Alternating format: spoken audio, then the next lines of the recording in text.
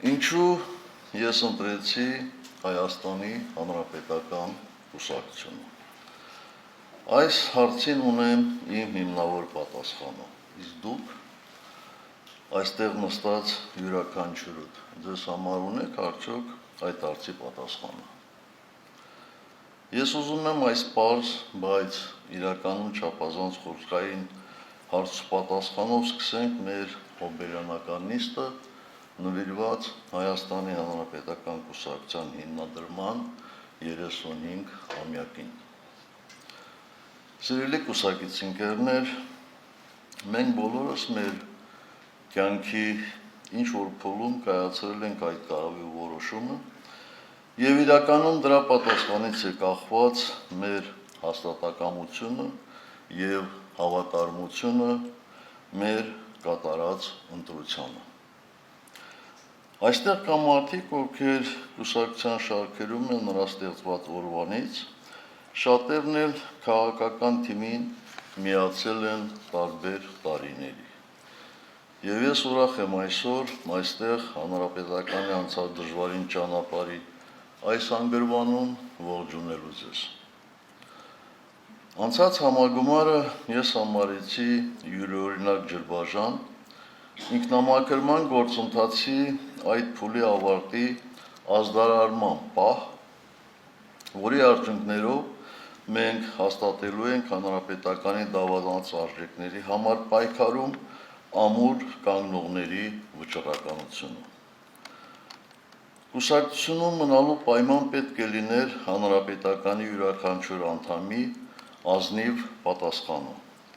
Պատրաստ է մինչև վերջ տեր կանգնելու մեր ազգային արժեքներին։ Պատրաստ է աննահանջ կանգնելու Հայաստանի եւ Արցախի պաշտպանության եւ ինքնիշխանության համար պայքարի դիրքերում։ Պատրաստ է մեր լեզուն, պատմությունը, մշակույթը, եկեղեցին պաշտպանելու օտարահաճո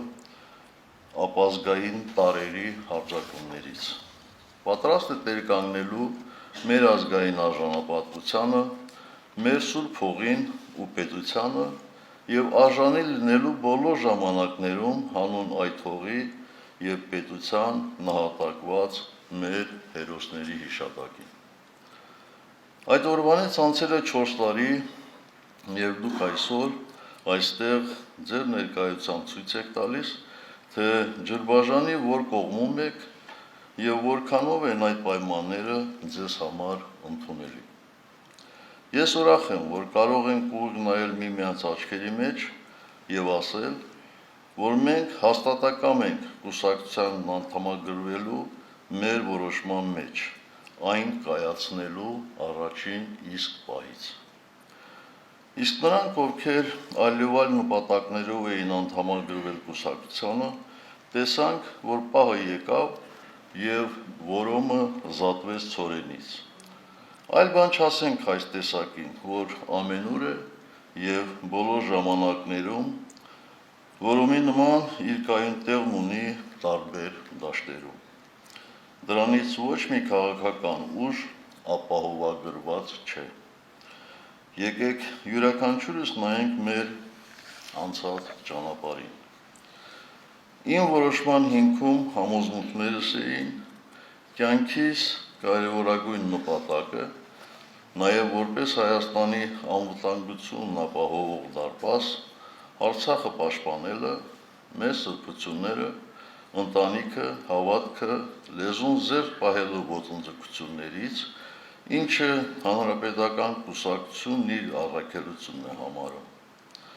Որոշմանս հիմքում նաև ինձ հարազատ մտերիմ զինակից ընկերներից, Աշոտի, Վազգենի, Անդրանիկի եւ շատ հանրապետականների անցած ճանապարհը նրանց զոհողություններն էին եւ պատասխանատվության այն մեծ զգացումը, որ երբեք ու ոչ մի պարագայում կուսակցությունը ի տարբերություն շատ այլ քաղաքական ուժերի իր վրայից երբեք չի գցում եւ չգցեց թե իշխանություն ունենալու, թե ընդդիմություն դառնալու ժամանակ։ Եկեք հիշենք, թե ինչ պայմաններում, ինչ նպատակով եւ ինչ առաքելությամբ ստեղծվեց Հայաստանի Հանրապետական կուսակցությունը։ Հայաստանի նորանկող հանրապետության առաջին գրանցված քաղաքական կազմակերպությունը։ Ազգային զարթոնքին նպաստած, բազում զրկանքներ կրած կուսակցության ատաղձը կազմող մեր ընկերները ավելի քան 3 տասնամյակ առաջ հստակ նշել են այդ նպատակը, ուղենիշները եւ գաղափարախոսական հենքը, որ դրվել է Հայաստանի Հանրապետական կուսակցության գործունեության հիմքում։ Դրանք ամրագրված են կուսակցության ծրագրում։ ՀՀԿ ծնունդը, այո, օրգանապես կապված է տասնամյակներ շարունակ անկախության համար մղվող պայքարի եւ Արցախյան ազատամարտի հետ։ Ազատամարտի սկզբում կազմավորված անկախության բանակ ռազմաքաղաքական միավորումը կազմակերպական հենք հանդիսացավ ՀՀԿ հիմնադրման եւ ձևավորման համար։ Անկախության բանակի ջոկատների հրամանատարներից կազմված հիմնադիր խորհուրդը 1990 թվականի ապրիլի 2-ին Երևանում գումարած ժողովում հռչակեց Հայաստանի Հանրապետական կուսակցության ստեղծումը, որը 1991 թվականի մայիսի 14-ին դարձավ Հայաստանի Հանրապետությունում պաշտոնական գրանցում ստացած առաջին հասարակական քաղաքական կազմակերպությունը։ Մեր եւ մեր պետության տարեգրության ժամանակաշրջանը ոչ պատահականորեն ամբողջությամբ համընկնում են։ Հանրապետական կուսակցության գրանցումը եւ Հայաստանի անկախության վերականգնումը տեղի ունեցան նույն թվականին, եւ կուսակցությունը դարձավ ազգային պետականության կայացման շարժիչ ուժերից մեկը, անցնելով բոլոր այն դժվարությունների ու փորձությունների միջով, որոնցով անցել եւ անցնում է մեր պետությունը։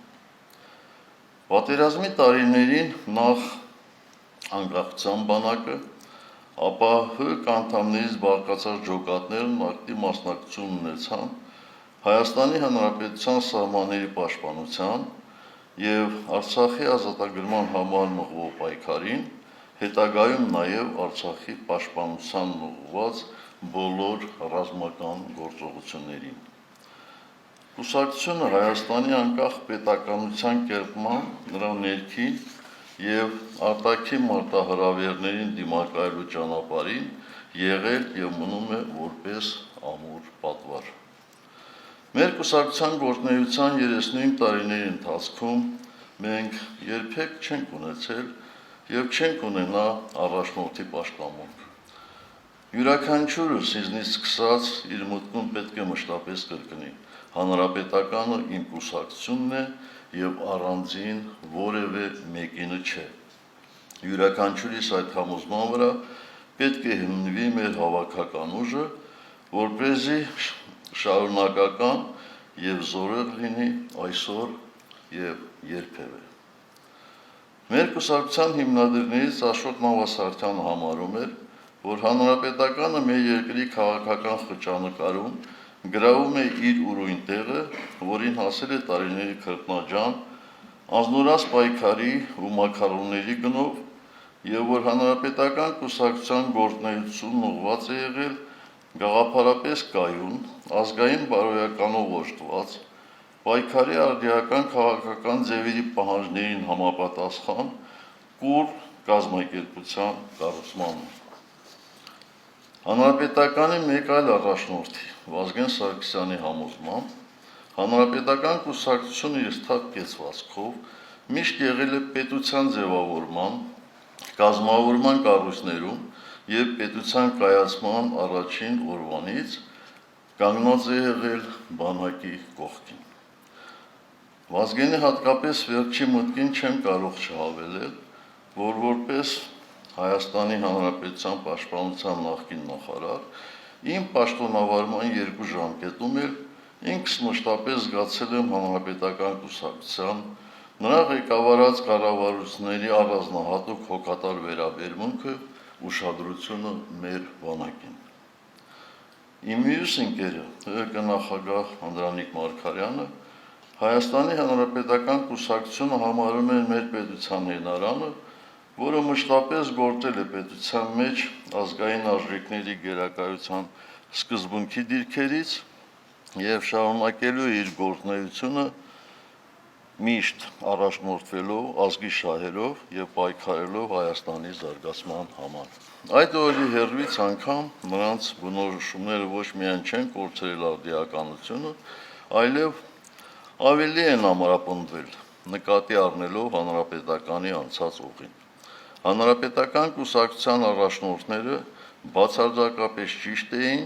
եւ իրենց ապրած կյանքով, իրենց օրինակով են ապացուցել հավատարմությունն այն արժեքներին, որոնց պաշտպանությունը հանրապետականի առաքելությունն է։ Հավերժ փառք նրանց։ Առաջարկում եմ 1 րոպե լռությամբ հարգել հանրապետական կուսակցությունը պատվով ու պատասխանատվությամբ առաջնորդած մեր ընկերների եւ հայրենիքի համար իրենց կյանքը զոհաբերած բոլոր հայրենիների հիշատակը։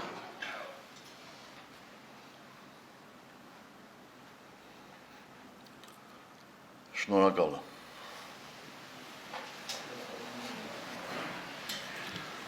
Ես հրապարակավ հայտարարել եմ եւ այժմ էլ նույնքան վստահ եմ։ ՀՀԿ-ն Հայաստանի քաղաքական դաշտում կարևոր դերակատարներից է եղել մեր երկրի համար բոլոր դժվարին տարիներում։ Եղել է երկրում կայունություն եւ զարգացում ապահովող առաջատար ուժերից մեկը, որը շարունակում է ամուր կանգնած մնալ ազգային արժեքների պահպանման եւ պաշտպանության դիրքերում։ Սա է, որ հանգիստ չի տալիս շատ շատերին։ Մենք անցել ենք եւ իշխանություն ունենալու եւ ընդդիմություն լինելու փորձությունը։ Ի հեճուկս հանրապետականին Հայաստանի քաղաքական դաշտից վերացնելու սին պատրանքներ ունեցողների կուսակցության դեմ ամենակեղտոտ մեթոդներով գործողների եւ նրանց հովանավորների։ Եթե թերթելուն ենք կուսակցության գործունեության օրացույցը, ապա կտեսնենք, որ 1991 թվականից ի վեր Հայաստանի Հանրապետության եւ հայ ժողովրդի համար կարևորագույն բոլոր ժամանակահատվածներում հանրապետականը մշտապես եղել է առաջին գծում։ Եղել է պայքարող, պաշտպանող, եղել է պետականաշինության եւ բանակաշինության ակունքներում ամուր կանգնած ուժ եւ անտրտունջ, ինչպես Վազգենը կասեր, անմռունչ պատասխանատվության բարձր զգացումով կատարել է իր գործը։ Մենք ունեցել ենք հաղթանակած բանակցային սեղանի շուրջ ամուր դիրք ունեցող միջազգային կառույցներում մեր տեղն ու դերը գիտակցող գործընկեր պետությունների հետ արժանապատվորեն հարաբերություններ կառուցող պետություն։ Անշուշտ բազմաթիվ ձեռքբերումների կողքին անխուսափելիորեն օբյեկտիվ եւ սուբյեկտիվ պատճառներով կուսակցությունն ունեցել է նաեւ սխալներ ու թերացումներ, որոնց մենք ինքներս էլ անդրադարձել ենք, քննարկել ու քննադատել, բայց դրանք չեն եղել ճակատագրական մեր պետության եւ ժողովրդի համար։ Կուսակցության հերթական ու արտահերթ համագումարների հաշվետու զեկույցներում մեր գործունեությունն ամբողջությամբ արտացոլված է եւ կրկնելու կարիք չկա։ Դա մեր տարեգրության վկայությունն է։ Ես ելույթը սկսեցի հարցով, որին ունեի իմ պատասխանները,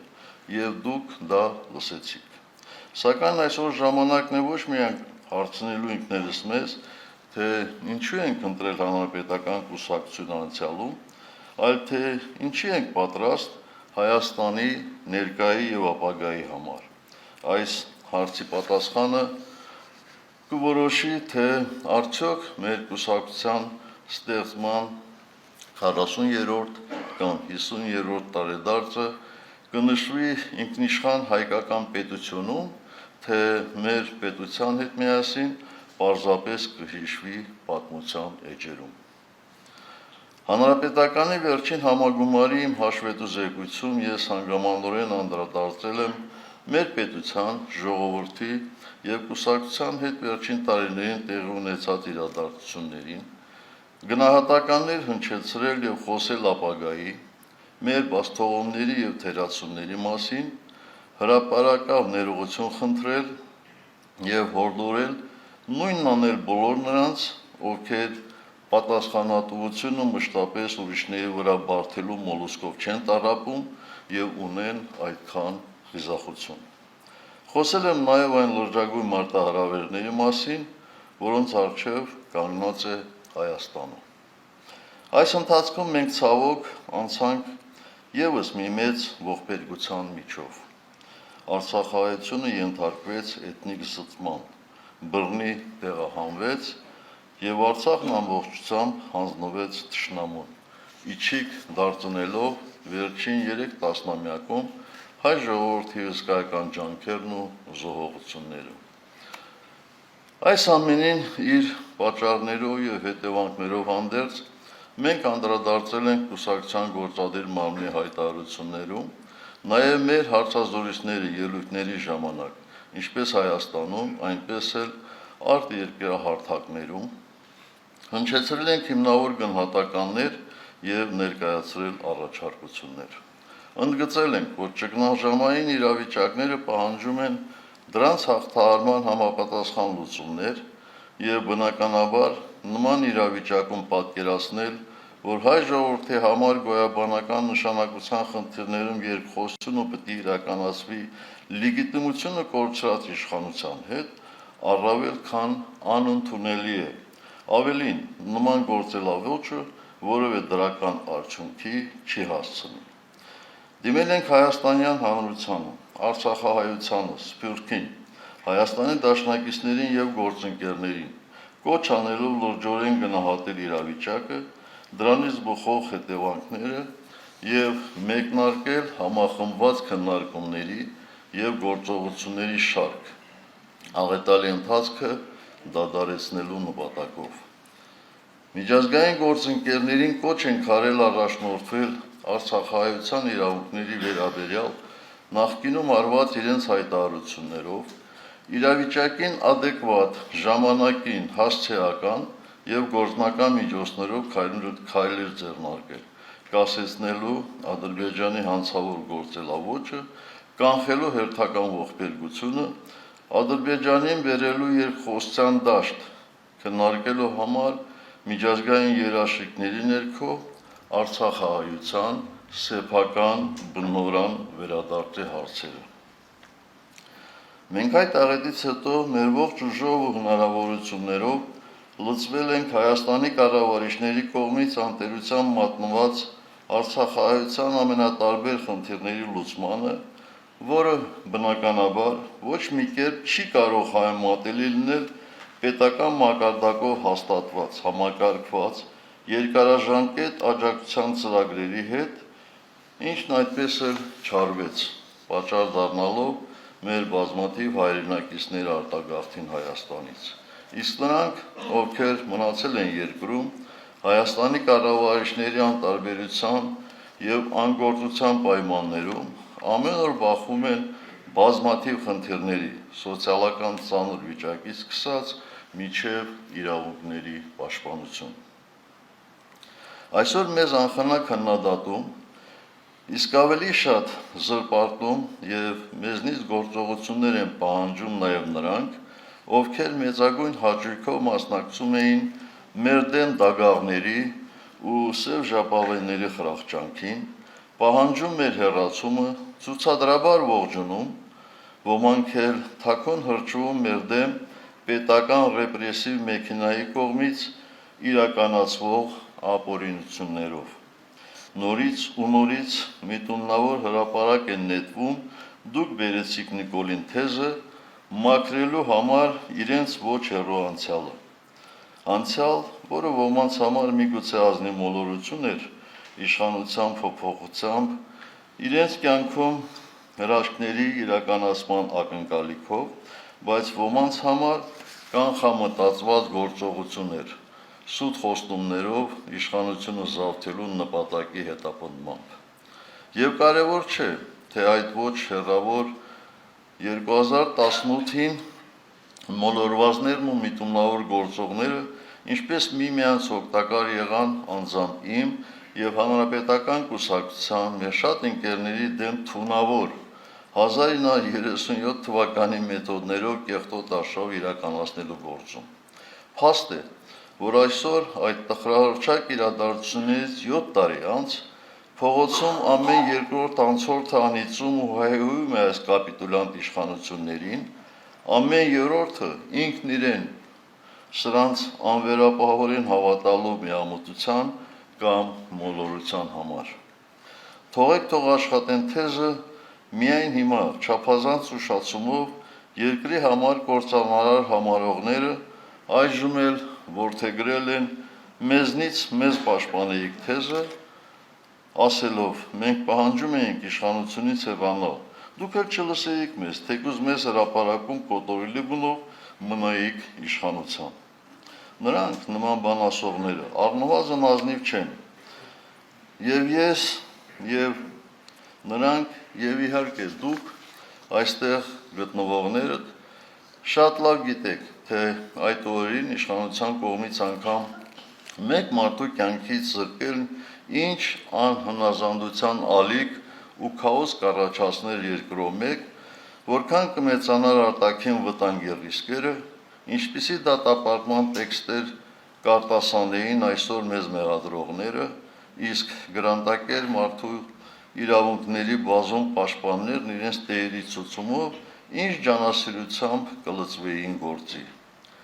Մինչդեռ 2018-ից հետո նրանք սորոսական եւ նույն աննպատակ այլ կառույցները կուրացել ու խլացել են, ասես գետնի տակ անցել, քանի որ ցուցում չունեն գործելու։ Ինչու չունեն, դա արդեն մեկ այլ եւ ցավալուն թեմա է։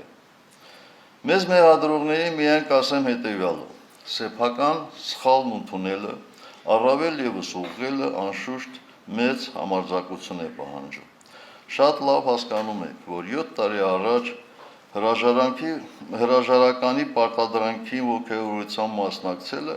կամ տոտալ անտարբերությունը ձեզ հանցակից է դառնում այն ամենին, ինչ տեղի ունեցավ դրանից հետո։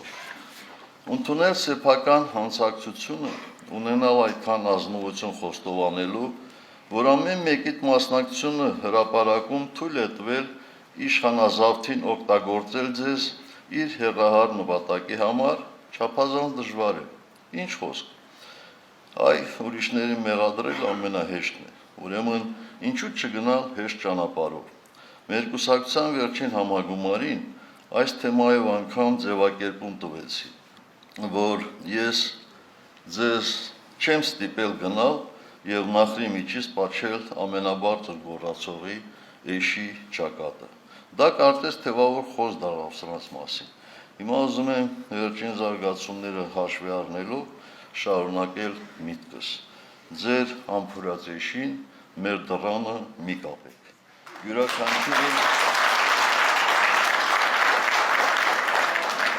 Յուրաքանչյուրը պատասխանատու է այն էշի համար,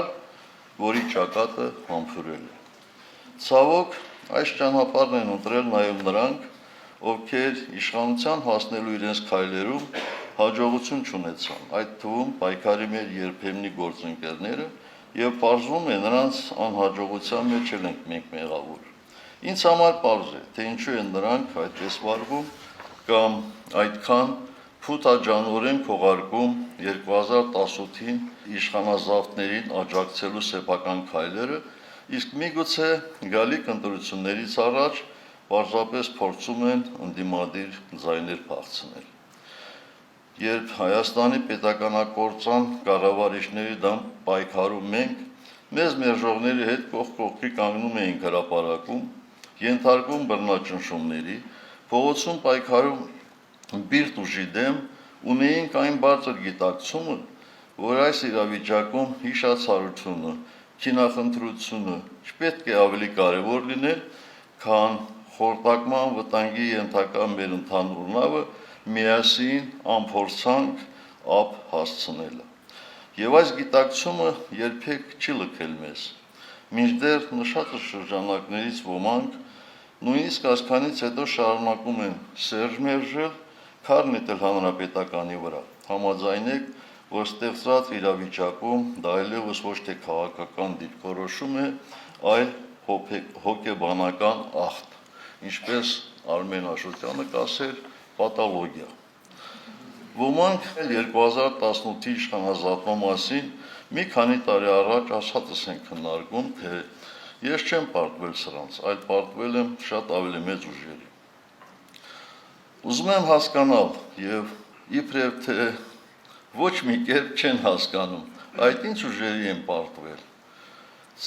Ցավով պետք է նշեմ, որ այն ամենից հետո, ինչ բոլորիս աչքի առաջ կատարում է մեր երկրում եւ այն արհավիրքը, որ տեղի ունեցավ Արցախի հետ, այդպես էլ չբացեց նրանց աչքերն ու միտքը, որպեսզի վերջապես գիտակցեն, որ այդ պայքարում պարտվեցինք ոչ միայն ես եւ մեր քաղաքական թիմը, այլ վերջնարկությունում պարտվեցինք ազգովի։ Պարտվեցինք մեր տարածաշրջանում իրենց հաշվարկներն ու ծրագրերն ունեցող եւ ամեն կերպ դրանց իրագործմանը ձգտող ուժերին, նրանց, ում ձեռնտու չէր այն կարմիր գիծը, որ մենք գծել էինք մեր ազգային շահի տեսանկյունից, նրանց, ում պատկերացումները Հայաստանի եւ Արցախի մասին չեն համապատասխանում մեր պատկերացումներին։ Նրանք Հայաստանում գտան կարմիր գծեր չունեցող իշխանության ու փողի համար ամեն ինչի պատրաստ ազգորած տականքների, ովքեր պոպուլիզմով մթագնեցին շատերի ուղեղները եւ հիմա ոչ մի բանի առաջ կանգ չեն առնում, մինչեւ չիրականացնեն իրենց տերերի բոլոր պահանջները։ Որքան էլ աներկբա է, որ մենք միայն երկիրը չենք, որտեղ ներսի տականքը տերերի պահանջով մեծ աղետ է բերում սեփական պետության ու ժողովրդի գլխին, այնուամենայնիվ դա մի խթարություն չէ, առավել եւս փրկություն հնարավոր հերթական աղետից, եթե աղետաբեր տականքը չհեռացվի իշխանությունից։ Էլ ինչ պետք է չհասկացողներին հասկանալու համար, թե ինչ է տեղի ունեցել եւ ինչի համար, թե ինչ է կատարվում հիմա եւ ինչ նպատակ ուներ այդ ամենը եւ թե այդ ինչ ուժեր են, ովքեր են այս ամենի շահառուները, ինչպես է նրանք այսօր եւս խաղում իշխանատենչության մոլուցքով տարված ներսի տարբեր ուժերի հետ, ինչ շահեր են հետապնդում մեր երկրում եւ նաեւ ամբողջ տարածաշրջանում։ Ուզում եմ 2018-ի իշխանափոխության գործընթացում այս եւ այն կողմից բոլոր ներգրավվածներին եւ այսօր նորից ողջավորվածներին կրկին հարցնել. ի վերջո ինչ ստացաք մեզ մերժելով։ Ինչի հասակ։ Հիմա ինչ խնդիր եք լուծում տարբեր կողմերից դարձյալ կեղտոտ արշավ ձեռնարկելով իմ եւ մեր քաղաքական թիմի դեմ։ Ես թե իմ, թե մեր թիմի սխալները լավ գիտեմ, կարիք չկա մեզ վրա բարթելու ուրիշների չարդարացված հաշվարկները, սին հույսերը, քաղաքական պրիմիտիվ կեցվածքը, մարդկային մոլորությունները։ Նրանք, ովքեր ինձ ճանաչում են, գիտեն, որ ես երբեք չարությանը չարությամբ չեմ պատասխանել, մշտապես կողմ եմ եղել առանց այն էլ փոքրաթիվ ու տրոհված փոխադարձ անհանդուրժողականության, թշնամանքի, ատելության բացիլով ախտահարված մեր հասարակության տարբեր հատվածներին հաշտեցնելուն, համազգային ընդհանուր նպատակի շուրջ համախմբելուն, բայց նաև երբեք թույլ չեմ տվել եւ թույլ չեմ տա չարաշահել այդ վերաբերմունքը, առիթից օգտվել եւ անցնել բոլոր սահմանները, ոտնձգություն թույլ տալով իմ կամ իմ կուսակցական ընկերների արժանապատվության անցած ճանապարհի հանդեպ։ Ուստի որքան էլ հասկանում եմ այս տգեղ անհարկի ժամանակավրեպ իր խորքում նաև վտանգավոր գործընթաց արդարացիորեն քննադատող, կանգ առնելու, սթափվելու կոչեր հնչեցնող բազմաթիվ սրտացավ մարդկանց, այնուամենայնիվ ուզում եմ ասել նրանց, որ արդար չէ բոլորին նույն արշինով չափելը։ Ես եւ իմ գլխավորած քաղաքական ուժը ՀՀԿ-ն հայտարարել ենք մեր պետությունը կործանման տանող միակ թիրախի եւ դրա դեմ պայքարելու անփոփոխ որոշման մասին։ Եվ դա ուժի մեջ է լինելու մինչև այդ նպատակին հասնելը։ Մենք բազմից ընդգծել ենք, որ մեր բոլոր հնարավորություններով աջակցելու ենք նույն նպատակը հետապնդող ցանկացած նախաձեռնության եւ մինչ այս պահը հավատարիմ ենք այդ որոշմանը։ Դա տեսանելի է եղել ամեն օր։ Մենք երբեք կողմ չենք եղել, երբ պաղակտությամբ մեր արտաքին թշնամուն ուրախություն պատճառելու, իսկ ներսում նրանց պես մտածողների ձեռքերը տաքացնելու անխոհեմ քայլերին։ Մեր ժողովրդի ամբողջ պատմության ընթացքում ամենախայտարակ պարտությունները պառակտվածության, իրարուտոցիի եւ դավաճանության հետևանք են։ Չտեսնել սա, դաս չառնել սրանից, սադրել ու հերթական անգամ գնալ այս կործանարար ճանապարհով նշանակում է կույր լինել մտքով, սա ազգային ինքնաոչնչացման ճանապարհ է։ Եվ հիշեք, ով ստով, կեղծիքով, չարությամբ, թույնով լցված կգա մեր դեմ, ճշմարտությունով կզինաթափեն։ Նրանք, ովքեր պայքարի հիմնական ուղղությունը շեղում են, հավանաբար այլ նպատակ ունեն։ Մեր նպատակակետը հստակ է եւ անփոփոխ։ Այս պահին առաջնահերթ խնդիրը կապիտուլյանտ իշխանություններից ազատվելն է։ Եթե մեզ հետ կողք կողքի երբեմնի պայքարողների նպատակն այսօր այլևս նույնը չէ, մեր ճանապարհները չեն կարող մեկտեղվել։ Ես շնորհակալ եմ իմ կուսակցական ընկերներին, համախոհներին, աջակիցներին, այս օրերին տարատեսակ զրպարտանքների ու ոչ հեռու անցյալի իրողությունների խեղաթյուրման դեմն առնելու իրենց ջանքերի համար։ Նրանց խնդրում եմ իրենց ժամանակն ու էներգիան առավելապես ուղղել մեր հիմնական գործին ամբողջ ուժով լուծվելու ուղղությամբ։ Իսկ կոռեկտության բոլոր սահմաններն անցած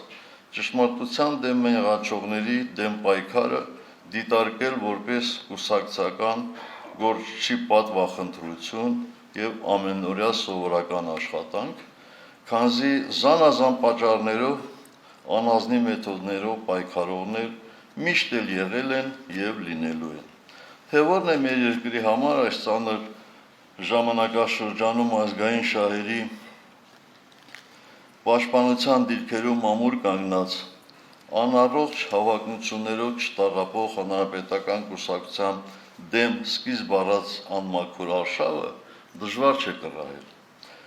Մենք հայերս չպետք է նմանվենք այն ազգերին, որոնք իրենց մեղքով իջան պատմության գերեզման։ Բոլոր բաժանարար, նույնն է թե կործանարար գծերը ջնջելու ժամանակն է։ Ընդամենը մեկ գիծ կա, որ բաժանում է չարը բարոց, սերը ատելությունից, սուտը ճշմարտությունից եւ այդ գծի հանդեպ յուրաքանչյուրի դիրքավորվելու ժամանակն է։ Հերվից հորդորներ հնչեցնելու կեղծ բարեպաշտության պահը չէ։ Եկեք քրիստոնեական բարեպաշտությամբ ազգովի միասին ու աներկբա ասենք, հրաժարվում ենք այս ռեժիմից եւ նրա ամբողջ խաբեությունից, նրա պատրանքներից, նրա խորհուրդներից, նրա ընթացքից, նրա չար կամքից, նրա չար սպասավորներից, ասել է թե չարի իշխանությունից, հրաժարվելով հրաժարվում ենք։ Այո, սա այլ բան չէ, քան չարի իշխանություն, որի գործունեության հետևանքով մեր միտքը մշուշված է, սիրտը կարծրացած։ Այլապես ցեղասպանության տեսած ազգը չի կարող այն ուրանալ, չի կարող անտարբեր լինել իր համար կյանք տված զինվորի ընտանիքի դեմ գործվող անիրավությունների հանդեպ, բայց որ ամենասարսափելին է, չարախնդալ եւ անգամ հրճվանք ապրել թշնամու բանտերում ամարտկային հալածանքների ենթարկվող իր հայրենակիցների տառապանքների վրա։ Չի կարող Արցախը ոչ հայկական համարել, չի կարող ընդհանուր գետ մեկ եզր ունենալ հակահայաստանի դվային ծրագիր եւ կեղծ գաղափարախոսություն առաջարկողների հետ։ Սա բնության ու մարդկային բարոյականության բոլոր կանոններին դեմ երևույթ է, մեծագույն մեղք, որ պետք է ապաշխարությամբ, զղջումով եւ ազգային վերազարթոնքի ճանապարհին կանգնելով մաքրվի։ Այսքանով կուզենայի փակել այս թեման։ Առայժմ անցյալում թողնելու համար կատարված իրողությունները, որ այսօր շեղում են մեզ ներկայի անելիքներից։ անցյալը հանգամանորեն դրվագ առ դրվագ վերլուծելու, անցյալի հետ համարձակորեն աղերեսվելու առիթ բոլորը կունենան, երբ չեժոքացրած լինենք մեզ սպասվող գոյաբանական վտանգները։ Այսօր մեր կուսակցության համար այս նշանակալի հոբելյանի օրը հասկանալիորեն մենք ոչ տրամադրություն ունենք միմյանց շնորհավորելու եւ շնորհավորանքներ ստանալու, ոչ էլ հանդիսավոր միջոցառումներ կազմակերպելու։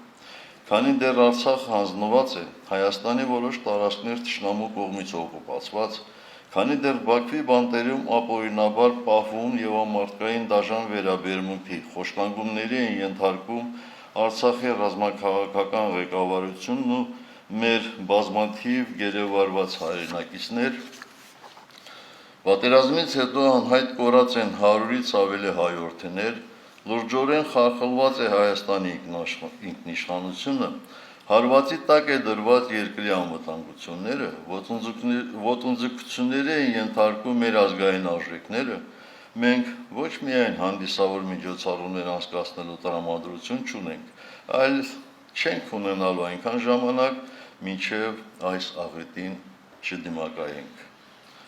Դուք շատ լավ գիտեք, որ քննադատության, առավել ևս ինքնակնդության պակաս մենք երբեք չենք ունեցել, եւ դա թույլ է տվել մեզ դասեր քաղել ու հետևություններ անել, զատել օբյեկտիվ քննադատությունը կուսակցությանը ստահոդ տեղեկություններով միտումնավոր վարկաբեկելուց։ Մենք պետական ամբողջ ռեպրեսիվ մեքենան չենք օգտագործել մեզ քննադատողների դեմ, ինչպես արվում է մեր երկրում արդեն 7 տարի շարունակ։ Մեր գործունեության սկզբից ի վեր մեզ հարվածել են դրսից ու ներսից, աջից ու ձախից, հարվածել են թիկունքից միայն նրա համար, որ մենք մեր գործողությունները կառուցել ենք, հիմնված բացառապես մեր ազգային շահերի վրա, որ մենք չենք ենթարկվել այս կամ այն ինտեգրացիոն համակարգը մյուսի շահերի հաշվին ընտրելու հորդորներին եւ կարողացել ենք շատ հստակ հիմնավորել, թե ինչու։ Մեզ հարվածել են մեր իրավունքներն ու ազգային արժանապատվությունը պաշտպանելու, մեր պետությանը եւ ժողովրդին պատուհասելիք վտանգները գիտակցելու եւ արկածախնդրության չգնալու համար։ Հնարել են մեկ գիշերում որոշում կայացնելու հեքիաթը եւ այնքան են պատմել, որ սկսել են իրենք էլ հավատալ իրենց հնարածին, միտումնավոր չտեսնելու տալով աշխարհաքաղաքական եւ տարածաշրջանային խնդիրների ֆոնին բանակցային կողմերի հետ մեր տևական եւ ցաներ, բայց միևնույն ժամանակ արգասաբեր աշխատանքը։ Դրա արդյունքը այո, ԵԱՏՄ-ին անդամակցության նպատակով մեր հետևողական բանակցությունների հաջող ավարտն էր եւ Եվրամիության հետ զուգահեռ տարվող աշխատանքի ավարտին համապարփակ եւ ընդլայնված գործընկերության համաձայնագրի ստորագրումը։ Այն ներառում էր մեր համագործակցության ամբողջական օրակարգը եւ շահերը։ 2018 թվականի սկզբին Մյունխենյան անվտանգության գագաթնաժողովում նույն այդ երկրները որպես մոդելային օրինակ էին ներկայացնում Հայաստանը, որին հաջողվել էր կողմերի հետ նման անհավանական թվացող համաձայնությունների գալ։ Մենք չենք հաշտվել այն մտքի հետ, որ մեր երկրի անվտանգությունը, մեր ազգային շահը կարող է դառնալ սակարկման առարկա։ Պայքարել ենք թույլ չտալու համար, որ մեր տան դուռը բացվի այլոց շահերի համար, ի վնաս մեզ, սակայն տրոյական ձյուի հաջողված օրինակը լավ ուսումնասիրած ուժերը 2018-ին դա կիրառեցին նաև Հայաստանում, օգտագործելով 5-րդ շարասյունը եւ ստերից թունավորված մոլորյալ ժողովրդին։ Այսօր Հայաստանի Հանրապետության հետ տեղի ունեցող ողբերգությունը ասածիս վկայությունն է։ Հայաստանի քաղաքական դերակատարների զգալի մասը, այդ թվում ոչ իշխանական թևում, ակտիվ լծվել են տարաբնույթ արտաքին օրակարգեր սպասարկելու գործին։ Ոմանք ասում են, որ Հայաստանը պետք է անդամակցի BRICS-ին, ուրիշները, որ մենք պետք է անդամակցենք Եվրամիությանը։ Ես կարծում եմ, որ մինչ նման հարցերի քննարկումը եւ որոշում մենք ավելի կարևոր խնդիր ունենք լուծելու։ Հայաստանի Հանրապետական կուսակցությունը, որ ծնվել է Հայաստանի անկախության համար պայքարից, կայացել եւ զարգացել է Հայաստանի անկախության ամրապնդմանը զուգահեռ իր հիմնադրման պահից ի վեր ինքնիշխան եւ ազատ պետության ջատագով է։ Հայաստանը նորից հայամետ ու Հայաստանակենտրոն հուն վերադառնելուց հետո միայն հավատացեք մնացած խնդիրները շատ ավելի բնական կերպով կհանգուցալուծվեն, որպես գերակայություն ունենալով բացառապես հայ ժողովրդի ազգային շահերը։ Շատերը հարցնում են, ինչ պետք է արվի իշխանափոխությունից հետո։ Կարևորագույն այս հարցի վերաբերյալ ինչ պատկերացումներ ունի հանրապետական կուսակցությունը։ Մենք որպես իրատեսական մոտեցումներով առաջնորդվող քաղաքական ուժ մեզ թույլ չենք տա սուտ ու փուչ խոստումներով խաբել մարդկանց, ինչպես անում են Հայաստանի կապիտուլյան կառավարիչները տևական ժամանակ։ Կարծում ենք իշխանափոխությունից հետո առնվազն 3 առաջնահերթ խնդիր պետք է լուծել։ Առաջինը երկրի ներսում համերաշխության մթնոլորտի ստեղծումն է, որպես ազգային անվտանգության տեսանկյունից կարևորագույն խնդիր։ Իհարկե, սա ոչ մի կերպ չի նշանակում անպատիժ թողնել ավանտյուրիստներին, չի նշանակում անպատիժ թողնել ներկայիս կապիտուլյանտների ռեժիմի աններելի հանցագործությունները, շատ դեպքերում հանցավոր անգործությունը եւ խոսքը մեր երկրի եւ ժողովրդի պաշտպանությանն ու անվտանգությանն է վերաբերում։ Ավելին, սա նշանակում է խստագույն պատժի ենթարկել Հայաստանի Հանրապետության սահմանադրության եւ օրենքների հետ խնդիր ունեցող ցանկացած մեկին։ Իթևս այս խնդրի լուծմանը միտված բազմաթիվ քայլերի, որոնք մենք շատ լավ պատկերացնում ենք, անհրաժեշտ կլինի երկրում արմատապես վերափոխել տեղեկատվական քաղաքականությունը, վեր դնելով հասարակության մանիպուլացմանը, բևեռացմանն ու թշնամանքի քարոզին։ Երկրորդը մեր զինված ուժերի մարտունակության վերականգնումն է 21-րդ դարի մարտահրավերներին համապատասխան։ Դա միանգամայն իրատեսական է զորքերի եւ զենքի գրագետ կառավարման, զինվորների բարձր մարտական ոգու վերականգնման, զորքերի համակողմանի ապահովման կազմակերպման, զինվորական բարձրորակ մասնագիտական կադրերով, բանակի համալրման եւ մի շարք այլ խնդիրների լուծման պարագայում։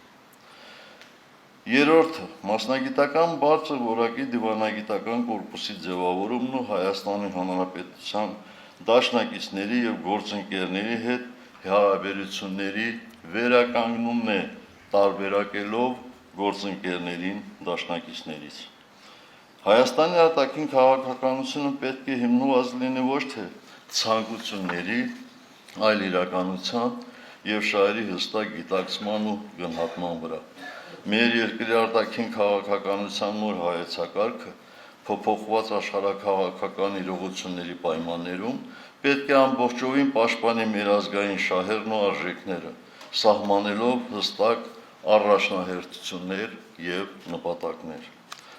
Արցախյան հիմնախնդրի միջազգայնացման նոր ռազմավարություն է անհրաժեշտ, որն ունենա իրավական, քաղաքական եւ հումանիտար բաղադրիչներ, ներառելով նաեւ արցախայցյան իրավունքների պաշտպանության եւ հայրենիք վերադարձի միջազգային օրակարգ։ Իսկ անդամակցել BRICS-ին, թե ձգտել Եվրամիության անդամ դառնալ, այս երկընտրանքը մենք միշտ ունեցել ենք եւ մշտապես ելել ենք մեր պետության ու ժողովրդի շահերից։ Այդ պատճառով է, որ լինելով Եվրասիական միության անդամ, մեզ հաջողվեց Եվրամիությանից ստորագրել համապարփակ եւ ընդլայնված գործընկերության համաձայնագիրը։ Երկու կողմերի հետ էլ մենք զարգացնում ենք փոխշահավետ հարաբերություններ, ամրապնդելով երկխոսությունը երկուստեք հետաքրքրություն ներկայացնող բոլոր ոլորտներում։ Սա չափազանց կարևոր էր նաև մեր անվտանգության ապահովման եւ արցախյան հակամարտության խաղաղ ու արժանապատիվ կարգավորման տեսանկյունից։ Մեր այս քաղաքականությունը քննադատվել ու քարկոծվել է տարբեր շրջանակների կողմից, բայց Փառք Աստծո այսօր հենց այդ քաղաքականության շնորհիվ է Հայաստանի տնտեսությունը փրկվել փլուզումից։ Սա ակնհայտ եւ անմիջելի իրողություն է, Մասնագիտական բոլոր շրջանակների եւ բազմաթիվ տնտեսվարող սուբյեկտների համար, որոնք այդ քաղաքականության արդյունքներն ուղղակիորեն զգում են իրենց գործունեության ողջ ընթացքում։ Աշխարհում փոխվում եւ գլխուղար շրջվում են ժողովրդավարությանը, մարդու իրավունքներին, համամարտկային այլ արժեքների, միջազգային կոնվենցիաներին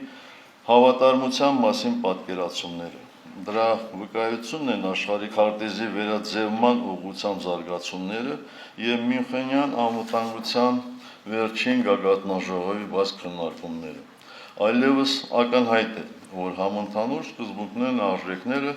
շատ հաճախ հակասության մեջ են իրական քաղաքականության եւ աշխարհաքաղաքական շահերի հետ։ Պետությունները սկսում են վերանայել իրենց արտաքին քաղաքականությունն ու պարտավորությունները միջազգային կազմակերպությունների հանդեպ։ Արդյունքում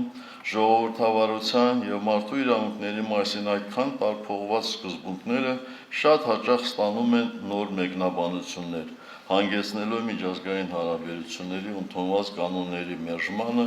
կամ փոփոխությանը։ Պետությունների միջև պայքար է ընթանում ոչ միայն բնական ռեսուրսներին տիրանալու, այլև արժեհամակարգի պարտադրման,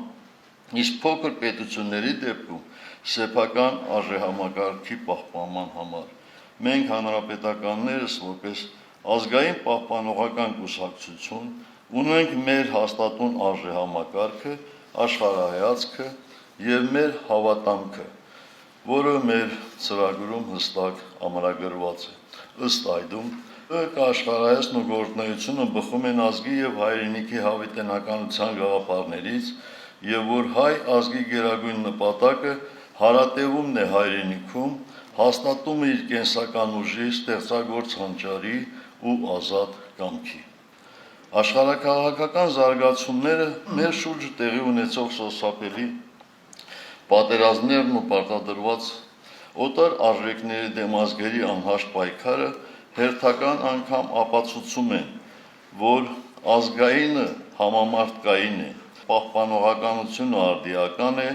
արարչականն իրականն է։ Սա հավերժ պայքար է, որտեղ տանուլ տվողը մնում է միայն պատմության դասագրքերում հիշատակվող երբևէ գոյություն ունեցած ազգ եւ պետություն։ Խաղաղության շղարշի տակ թաքնված գաղտնի բովանդակությամբ կասկածելի բանակցությունների հետևանք պայմանագրից հիմա էլ համաձայնագիր դարձած թղթի վերաբերյալ մեր կուսակցության գործադիր մարմինը պաշտոնապես իր դիրքորոշումը հայտնել է, արվել է հրապարակային հայտարարություն։ Կրկնելու հարկ չկա, միայն հավելեմ, որ խաղաղության համաձայնագիր բառակապակցության երկու մասերն էլ մեղմ ասած վիճելի են, մոլորեցնող եւ իրականությունից հեռու։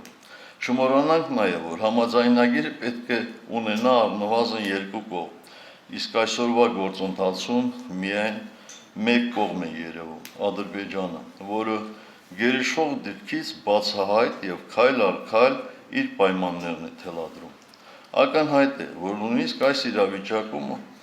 արկային ծանրակշիռ դիվանագիտական հիմնավորումներ հայկական կողմի շահերը պաշտպանելու համար։ Հիմնավորումները կան, պաշտպանողը չկա։ Ակնհայտ է, որ այս գործընթացը ոչ թե խաղաղության, այլ Հայաստանի դեմ մղվող հիբրիդային պատերազմի շարունակման մասին է։ Եվ միանշանակ է, որ իշխանափոխության արդյունքում նոր բանակցողով եւ միջազգային հեղինակավոր միջնորդներով դեռևս կարելի է փոխել իրավիճակը։ Բանակցային գործընթացը պետք է վերադառնա պետության արտաքին քաղաքական օրակարգ, իսկ գործող վարչախմբի գործողություններն արժանանան նաեւ համարժեք իրավական գնահատականի։ Հայաստանի Հանրապետական կուսակցությունը ընդամենը օրեր առաջ արձագանքելով Լեռնային Ղարաբաղի հակամարտության վերաբերյալ Հայաստանի արտաքին գործերի նախարարություն կոչվող հիմնարկի վերջին մեկնաբանությանը վերահաստատեց իր դիրքորոշումը, որ Լեռնային Ղարաբաղի հակամարտությունը լուծված չէ, որքան էլ կապիտուլյանտ վարչախումբը ձայնակցելով Ադրբեջանին այդպես ներկայացնի։ Դա ոչ այլ ինչ է, քան պետական մակարդակով այլևս անթաքույց տարվող Արցախաուրաց քաղաքականություն։ Այսօր Հայաստանի կառավարիչները փորձում են մեզ համոզել,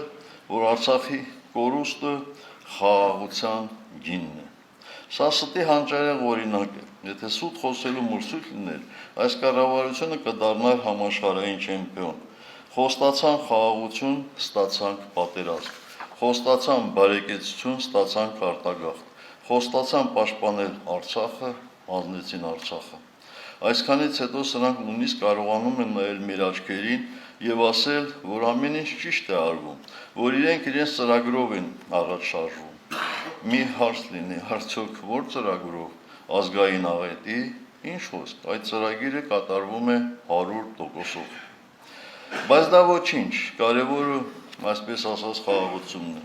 Հանգիստ ապրեք, սիրելի հայրենակիցներ, քանի դեռ իշխանությունները հանուն խաղաղության չեն որոշել, որ ձեր տունն էլ է սահմանային վեճի առարկա։ Եթե մի օր լսեք, որ ձեր գյուղն Ադրբեջանի տարածքում է, մի անհանգստացեք, դա պարզապես այս խաղաղար իշխանության հերթական հաջողությունն է։ Պատերազմով մարդկանց վախեցնելով, մեր երկիրն իրեն համարող թշնամու հետ առևտուր անելու, ճանապարհներ բացելու, բարեկեցությունը բարձրացնելու սուտ խոստումներով արդարացնում են հերթական դավաճանությունը։ Ես չեմ հավատում, որ այս պայմաններում տնտեսական կապը եւ առևտուրը խաղաղ համակեցության երաշխիքներ են։ Այդպես կարող են մտածել միայն մարդկության պատմությանը եւ ներկա համաշխարհային վիճակին անծանոթ մարդիկ։ Օրինակ, Միացյալ Թագավորությունում դուրս եկավ Եվրամիությունից, անտեսելով տնտեսական շահերը եւ հնարավոր կորուստները։ Նույն Միացյալ Թագավորությունում Շոտլանդիայի անկախության մղումներն ուժեղ են, չնայած Լոնդոնի հետ տնտեսական կապերին։ Բելգիայի ներսում Ֆլանդրիան ունի անջատողական ուժեղ միտումներ, թեպետ փաստացի Եվրամիության սրտում է։ Կամ դիտարկենք Ամերիկայի Միացյալ Նահանգների եւ Չինաստանի միջև աճող լարվածությունը, թեև այս զուգն է համաշխարհային տնտեսության առաջատարը եւ ամենափոխկապակցվածը։ Հետևությունները թողնում եմ մեր ժողովրդին։ Այս տարի նախատեսված է Հայաստանի Հանրապետական կուսակցության հերթական համագումարի անցկացումը, որի ընթացքում մենք հնարավորություն կունենանք առավել մանրամասն քննարկելու մեր ծրագրերը, օրակարգի շրջանակներում վերլուծելու իրականացված աշխատանքը, վերհանելու խնդիրներն ու թերությունները։ Իսկ այսօր խորհրդի հոբելյանական նիստի ավարտին մենք խորհրդի հաստատմանը կներկայացնենք գործադիր մարմնի կողմից ներկայացված Հայաստանի Հանրապետական կուսակցության ուղերձի առաջարկը, նախագիծը։ Ակնհայտ է, որ ժամանակակից ժողովրդավարությունը ամեն օր խարսված է կայուն կուսակցական համակարգի վրա, որտեղ առաջնայինը ծրագրերն են, այլ ոչ թե անհատները։ Մարդկությունը դեռ ժողովրդավարական կառավարման արդյունավետ այլ համակարգ չի հնարել։ Ցավոք, այսօր մեր երկրում կուսակցությունների վարկանիշը բավականին ցածր է։ Ապատիկ վիճակում գտնվող հասարակության մի զգալի մասը կորցրել է հավատը քաղաքական ուժերի նկատմամբ եւ չի վստահում վերջիններիս։ Հասարակության սպասումներն ու չարդարացված ակնկալիքներն իրենց պատճառներն ունեն, որոնք մեկ այլ եւ խոր անդրադարձի թեմա են։ Մի առիթով ես այս երևույթին ավելի հանգամանորեն կանդրադառնամ։ Փաստ է, որ առանձին վերցրած որևէ քաղաքական ուժ առանց բացառության այսօր իզորու չէ հասարակության մոբիլիզացիա ապահովել Հայաստանում փոփոխություն իրականացնելու համար։ Սա ցավով եմ ասում, եւ որպես այդ քաղաքական ուժերից մեկը մենք պարտավոր ենք հետևություններ անել։ Ինչպես նշեցի, քանի դեռ ժողովրդավարական կառավարման այլ համակարգ աշխարհում գոյություն չունի, կուսակցությունները պետք է ձգտեն բարձրացնել իրենց վարկանիշը հասարակության շրջանում։ Այս խնդիրը նաև մեր առջև է դրված։ Գիտեմ, որ ժամանակն անցնում է, վտանգները գնալով ավելի առարկայական են դառնում, իսկ մարդիկ հոգնել են խոսքեր ու խոստումներ լսելուց, անարդյունավետ պայքարից եւ ուզում են արդյունք տեսնել։ Գիտեք, Ռուսիայի համար ծանր օրին կանցլեր Բիսմարկը գերմանացի ժողովրդին արյուն եւ երկաթ էր առաջարկում։ Միացյալ Թագավորության համար ու հորասական պահին վարչապետ Չերչիլը քրտինք, արցունք, արյուն եւ ծանր աշխատանք։ Որպես երրորդ նախագահ եւ հանրապետական կուսակցության ղեկավար, ես վստահաբար ասում եմ, որ ամենից առաջ այսօր մեզ օդը ջրի պես անհրաժեշտ են պատվախնդրություն եւ հավատ։ Առաջին հերթին սեփական ուժերի նկատմամբ։ Մենք իրավունք չունենք հուսահատվելու, հոգնելու, առավել ևս ապրելու մեր սովորական բնականոն կյանքով, քանի դեռ մեր երկրի եւ ժողովրդի համար գոյաբանական վտանգը չենք չեզոքացրել հետեւողական, համառ, ծանր աշխատանքի արդյունքում։ Ոչ մի ժողովուրդ առանց այս ճանապարհն անցնելու հաջողության չի հասել։ Հոբելյանի արդև այսօր միմյանց շնորհավորելու փոխարեն, սիրելի հանրապետականներ, պարզապես խոստանանք միմյանց եւ մեր ժողովրդին, որ պատվախնդրությամբ եւ հավատով հաղթահարելու ենք մեր սերնդին բաժին հասած այս փորձությունը եւս, որքան էլ այն ծանր լինի։ Եվ թող Աստծո օրհնությամբ հաջողությունը ուղեկից լինի մեզ, մեր պետության եւ ժողովրդի համար վճռորոշ այս ժամանակաշրջանում Համո Սահյանի դիպուկ մի արտահայտությամբ կամփոփեմ խոսքս։ Ընկնելը մեղք է, հոգնելը ամոթ։ Շնորհակալ եմ։